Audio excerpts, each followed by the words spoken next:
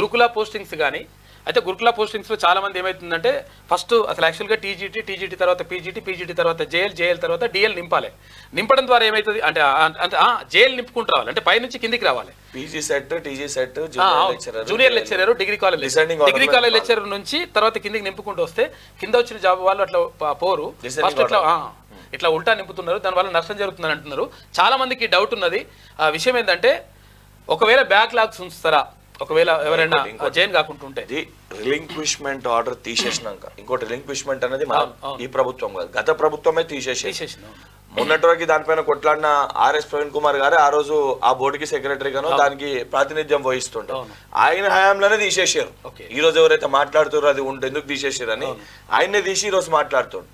రెండోది backlog post ఏదైతే సంబంధించి ఇప్పుడు కూడా ఏడబ్ల్యూ సంబంధించి 2-3 టీఎస్పీఎస్సీలో పడిదో దానికి కూడా బ్యాక్లాగ్ పోస్టులు మిగలకుంటే ఆ కోణంలో ఆలోచించి బోర్డు కొంచెం ఆలస్యమైన ఒక 5-10 రోజులు నింపుతున్నాం. ఇంకోటి ఈ సంబంధించిన ఏదైతే గురుకులానికి సంబంధించి కోర్టు ఆర్డర్ ఆల్రెడీ వచ్చింది, ఏమని ఆ బ్యాక్లాగ్ పోస్ట్ అని కూడా సెకండ్ లిస్ట్ పెట్టమని చెప్పి 100% దాన్ని మళ్ళీ అపీల్ కి పోకుండా డివిజనల్ బెంచ్ కి ఎక్కడ కూడా. ఇంకోటి ప్రభుత్వం ఏం చేసింది అని అంటారు, ఈ రోజు కొంతమంది మాట్లాడుతున్నారు ప్రభుత్వం ఏం చేసిందని. 100% దాన్ని ఏదైతే ఆర్డర్ వచ్చిందో దాన్ని ఫాలో ఆ పోస్టులను తప్పనిసరిగా భర్తీ చేస్తాం. ఎందుకంటే ఏదైతే కొంతమంది 2-3 అంశాలతోటి ఆ ప్రభుత్వం పట్టించుకోవట్లేదు, ప్రభుత్వం చేస్తలేదు అని చెప్పని బద్నాం చేసే ప్రయత్నం చేస్తారు.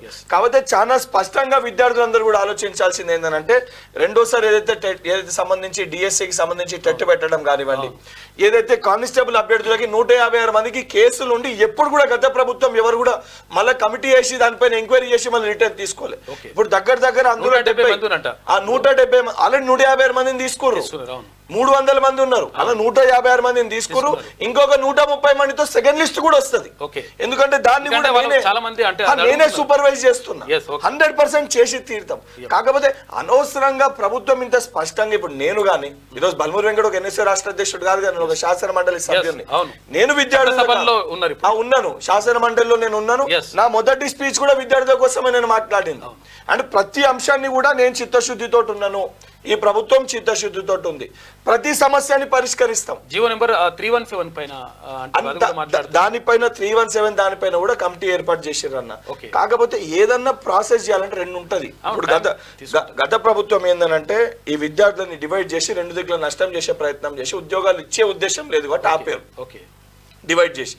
ఈ ప్రభుత్వానికి కంప్లీట్ గా అందరూ తెలంగాణ పిల్లలే, ఉద్యోగం వచ్చినోడు తెలంగాణ బిడ్డనే, రానోడు తెలంగాణ బిడ్డనే, 2 మనకర్లే.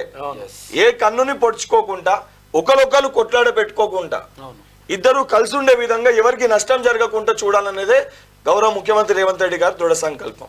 గురుకుల పోస్టులకు సంబంధించి బ్యాక్లాగ్ లేకుండా ఉంటే 100% దానికి ఏదైతే కోర్టు ఆర్డర్ ఉందో దాన్ని ఇంప్లిమెంట్ చేసి సెకండ్ లిస్ట్ వారీగా అది కూడా ఇవ్వడం జరుగుతుంది.